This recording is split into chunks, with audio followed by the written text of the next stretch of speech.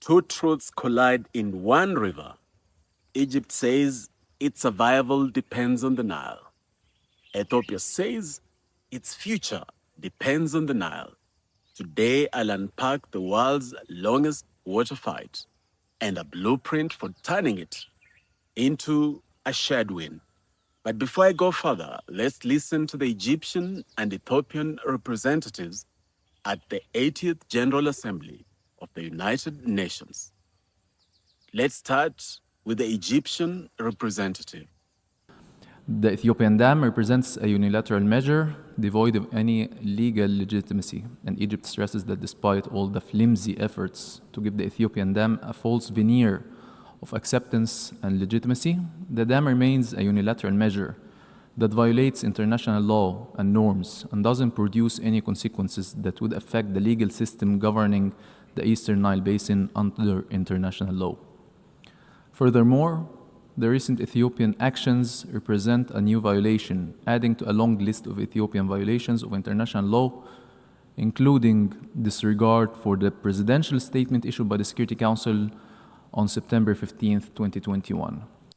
Clearly, Egypt is furious. Let's now listen to the Ethiopian representative. The Nile River ties Ethiopia, Egypt, and the 9 other countries of the Nile Basin with a natural bond. Ethiopia has taken all steps to preserve this bond. The contrast between Ethiopia's long-standing policy of cooperation and Egypt's continued hostility is starkly clear.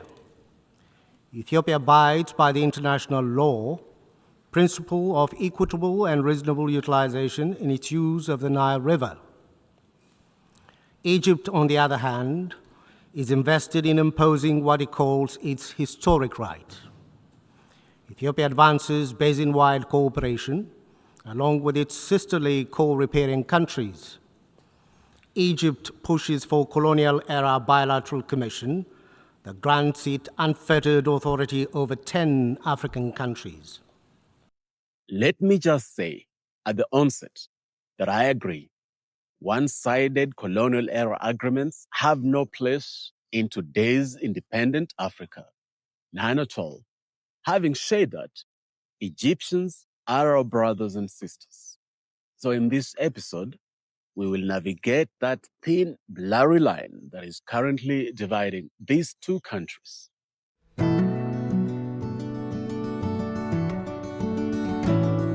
Whatever happens, peace must prevail. We must not allow the enemies of Africa to use this great river Nile to start and fuel yet another proxy war in Africa.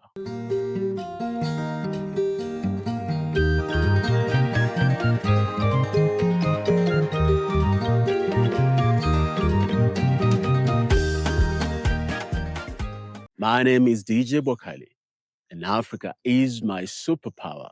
Welcome to African Awakening, the Pan-African show that is awakening, uniting, and transforming Africa. If you haven't subscribed yet, what are you waiting for? Make this your home. If you're not yet a member of this channel, what are you waiting for? Make this your home. Let's now travel back to the Great River Nile.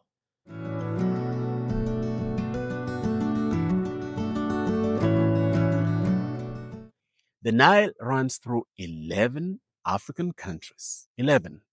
But Egypt and Ethiopia sit at the heart of its biggest storm. Most of Egypt is in the desert. 90% of its fresh water comes from River Nile. Ethiopia's highlands feed most of that water. Yet for decades, Ethiopia saw almost none of the benefits.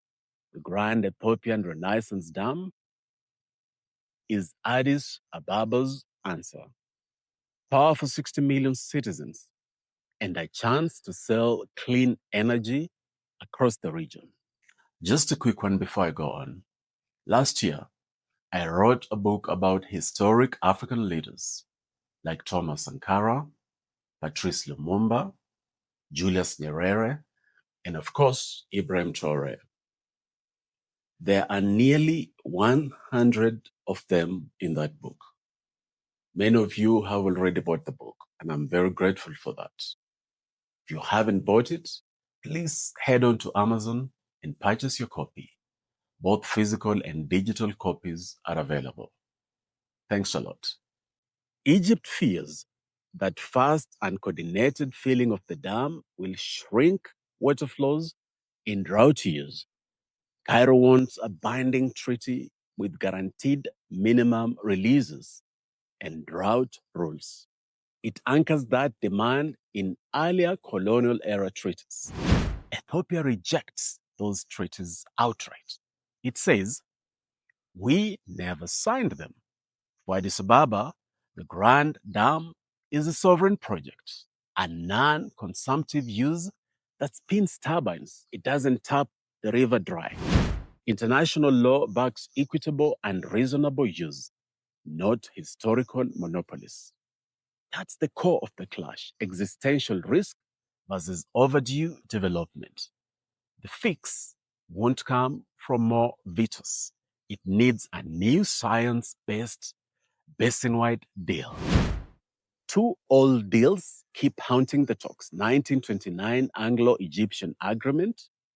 Britain negotiated for its colonies and gave Egypt veto power over upstream works. No African voice was at the table. The second one is the 1959 Egypt-Sudan Agreement. It divided nearly all Nile water between those two countries: 55.5 billion cubic meters for Egypt, 18.5 for Sudan, none for Ethiopia. International law is clear: no state can be bound by a treaty it never signed. Building a modern agreement of this magnitude on an imperial foundation only fuels resentment. Africa can't build tomorrow's cooperation on yesterday's chains. Under the UN Water Courses Convention, every riparian must use shared rivers equitably and reasonably and prevent significant harm. No absolute vetoes, no permanent privileges. You balance hydrology, population, and climate risk with full data sharing. The Nile Basin Cooperative Framework Agreement already points that way. But Egypt and Sudan haven't joined it. That's why a basin-wide reset is overdue. One deal grounded in fairness, not fear. Hydropower doesn't consume water. The same molecules flow on. That makes electricity the perfect currency for cooperation.